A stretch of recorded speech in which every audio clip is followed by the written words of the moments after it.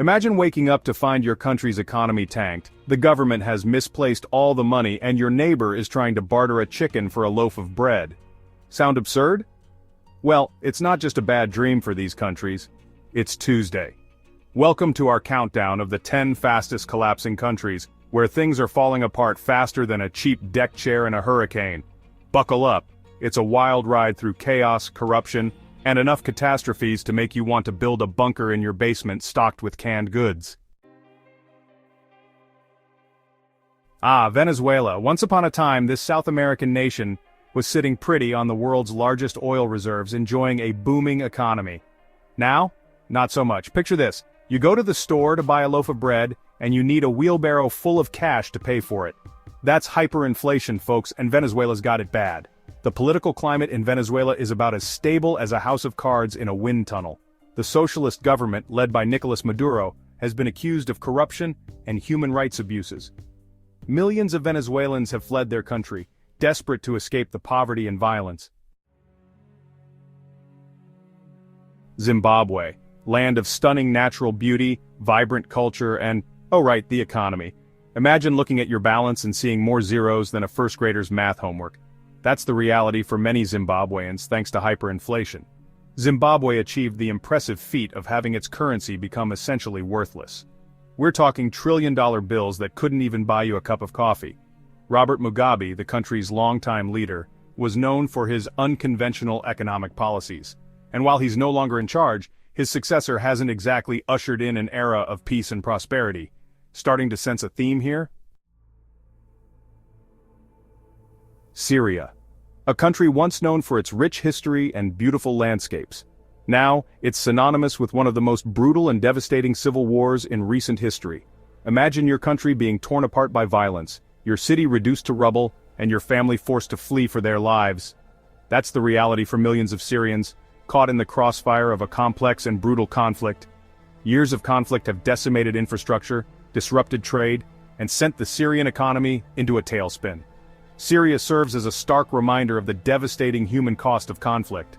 And while the international community wrings its hands, the people of Syria continue to suffer. It's a tragedy of epic proportions. Chapter 4. Yemen, where hunger is a weapon. Yemen, a country known for its ancient history and stunning architecture. Now it's facing a devastating famine. Imagine a place where children are starving to death because of a war that's being fought on their backs. That's the grim reality in Yemen, where a complex civil war has created one of the worst humanitarian crises in the world. Millions on the brink of starvation, a healthcare system on the verge of collapse, and a level of human suffering that's difficult to comprehend. Years of conflict have crippled infrastructure and decimated industries. Yemen is a stark reminder that the human cost of war extends far beyond the battlefield. It's a story of suffering, resilience, and the urgent need for peace. Chapter 5. Lebanon. From Paris of the Middle East to this Lebanon, a country with a rich history and a vibrant culture, once known as the Paris of the Middle East.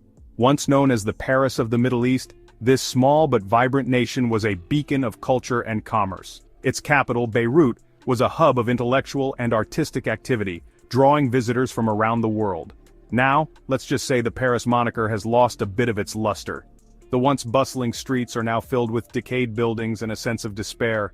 Picture this. Your country's currency collapses, your government is corrupt, and your capital city is still reeling from a massive explosion.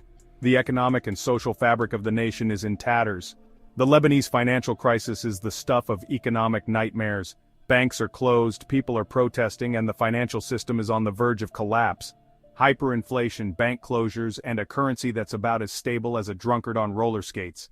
People are struggling to make ends meet, and the future looks bleak. Lebanon's government is notoriously corrupt and incapable of addressing the country's mounting problems. The political elite are more interested in their own gain than in the welfare of the people. Lebanon's rapid decline is a cautionary tale about the dangers of corruption and mismanagement. The once thriving nation is now a shadow of its former self. It's a country teetering on the brink, and its future remains uncertain. The resilience of its people is being tested like never before, and the world watches, hoping for a turnaround. Chapter 6. Sudan, a coup d'état. A day keeps the tourists away. Sudan, a land of ancient civilizations and breathtaking landscapes, a country with a rich history and diverse culture, from the pyramids of Meroe to vibrant cultural festivals. Seriously, these guys can't seem to go a few years without a coup d'etat. The military parades are almost an annual event. Imagine your country being ruled by a revolving door of military leaders, each one more authoritarian than the last. It's like a never-ending cycle of power grabs. Coups, counter-coups, and general political chaos are the norm, leaving the country in a perpetual state of uncertainty. Protests and riots are a common sight. Decades of mismanagement, corruption, and international sanctions have left Sudan's economy in perpetual crisis. Inflation is rampant, and poverty is widespread. Ethnic conflicts, tribal clashes, and a Darfur situation that refuses to go away add another layer of complexity. Refugee camps are overflowing. Sudan is a stark reminder that political stability is a precious commodity. The parliament often finds itself in disarray. It's a country struggling to find its footing, and its future remains uncertain. Yet amidst the chaos, there is a glimmer of hope as the youth strive for a better tomorrow. Chapter 7. Haiti, struggling to catch a break. Haiti, the Caribbean nation that just can't seem to catch a break. From natural disasters to political instability to grinding poverty, Haiti has faced more than its fair share of challenges. Imagine living in a country where a devastating earthquake can strike at any moment, wiping out entire cities. That was the reality for Haiti in 2010, and the country is still struggling to recover. Political assassinations, gang violence, and a cholera epidemic add another layer of misery. Haiti is the poorest country in the Western Hemisphere, with widespread unemployment and limited access to basic services. It's a country in desperate need of a helping hand, but one that seems perpetually stuck in a cycle of crisis. Chapter 8. Afghanistan. Back to the future, except not in a fun way. Afghanistan. A country with a long and storied history and breathtaking landscapes. Imagine your country being plunged back into the Stone Age, with women's rights stripped away and education for girls banned. That's the grim reality for millions of Afghans following the Taliban's takeover. The economy, which was already on life support, has gone into a freefall. Sanctions, frozen assets, and a mass exodus of skilled workers have left the Afghan economy in ruins. Millions of Afghans are facing starvation, displacement, and a complete lack of basic services. Afghanistan is a stark reminder that history has a nasty habit of repeating itself. It's a country teetering on the brink, and its future remains shrouded in uncertainty. Chapter 9. Libya, divided we fall, apart. Libya, a nation with a rich history and a complex present.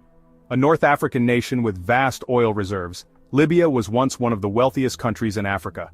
Imagine your country being carved up by rival warlords, each vying for power and a bigger slice of the oil-rich pie. This is the harsh reality for millions of Libyans. That's been the reality in Libya since the fall of Muammar Gaddafi in 2011.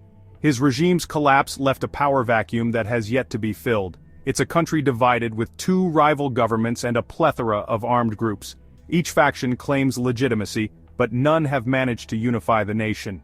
Years of conflict, corruption, and political instability have left the Libyan economy in shambles. Infrastructure lies in ruins and public services are almost non-existent.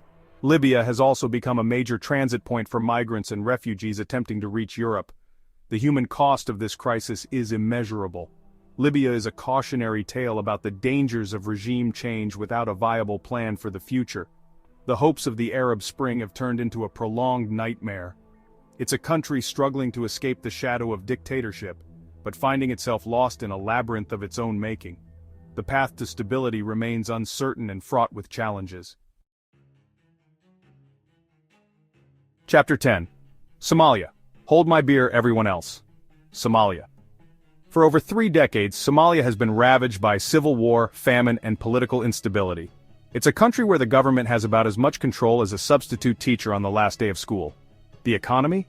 It's a patchwork of informal markets, foreign aid, and whatever the various warlords and militias haven't already looted. Somalia is also home to Al-Shabaab, a group of militants with a penchant for violence and terrorism. They're like the unwanted house guests who refuse to leave. Somalia is a stark reminder that sometimes things can always get worse. It's a country trapped in a vicious cycle of violence, poverty, and despair. It's going to take a monumental effort to turn things around. Outro. So you're saying there's a chance? Well, there you have it. Our whirlwind tour of global instability, economic ruin, and political turmoil. You're probably thinking, well, that was depressing. But amidst all the doom and gloom, it's important to remember that even in the darkest of times, there's always hope. These countries might be facing incredible challenges, but they're also filled with incredibly resilient people fighting for a better future. Perspective, people. It's a beautiful thing.